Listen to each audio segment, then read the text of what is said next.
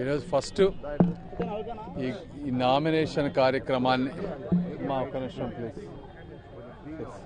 ఈరోజు నామినేషన్ కార్యక్రమాన్ని విజయవంతం చేసినటువంటి తెలుగుదేశం పార్టీ, జనసేన, బీజేపీ నాయకులకు, కార్యకర్తలకు, అదేవిధంగా ఈ కార్యక్రమానికి వచ్చిన గుంటూరు ప్రజలందరికీ కూడా నా మనస్ఫూర్తి కృతజ్ఞతలు. ఎంత ఊహించినటువంటి రెస్పాన్స్ ప్రభంజనంలాగా ఈరోజు వచ్చింది. రెండోది, నన్ను నమ్మి ఈ పార్లమెంటు సీటు నాకు ఇచ్చినటువంటి చంద్రబాబు నాయుడు గారికి కానీ, లోకేష్ గారికి కానీ, అదేవిధంగా నన్ను సపోర్ట్ చేసినటువంటి జనసేన పవన్ కళ్యాణ్ గారికి, వీరితో పాటు అసలు ఈ పార్టీని పుట్టించినటువంటి, ఒక ఆశయ సాధనతో పుట్టించినటువంటి నందమూరి తారక రామారావు గారికి, వీళ్ళందరికీ కూడా నా కృతజ్ఞతలు. మూడోది,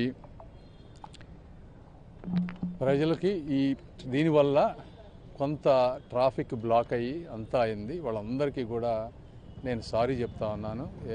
కొంతమంది ఇబ్బంది పడి ఉంటారు ఈ ట్రాఫిక్ సమస్యల వల్ల.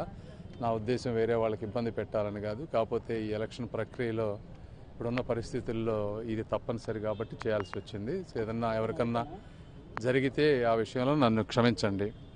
తర్వాత దీనికి ఇప్పుడు ఇదే ప్రజాస్పందన రేపు మాకు ఓటింగ్ రూపంలో కూడా రావాలని మనస్ఫూర్తిగా కోరుకుంటా ఉన్నాను గుంటూరు ప్రజలందరికీ.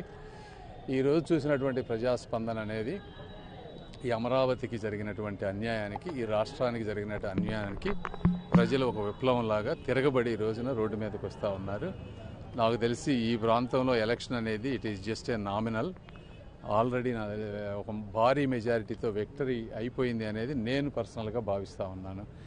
ఇంకొకటి, గుంటూరు ప్రజలందరికీ కానీ, నా కార్యకర్తలకు కానీ నా మీద చూపిన ఈ అభిమానానికి నేను అందరికీ వాళ్ళు ఒకటే హామీ ఇస్తా ఉన్నా. మీరు పెట్టుకున్న నమ్మకాన్ని ఎట్టి పరిస్థితుల్లో కూడా నేను వమ్ము చేయను.